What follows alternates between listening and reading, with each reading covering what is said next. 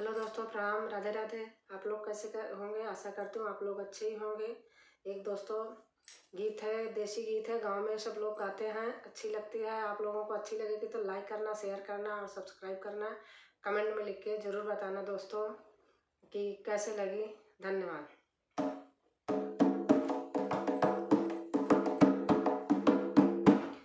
पागल भयो सैया गोरी बिना, पागल भयो सैया गोरी बिना, गोरी बिना रे गोरी बिना, पागल भयो बलमा गोरी बिना, पागल भयो बलमा गोरी बिना।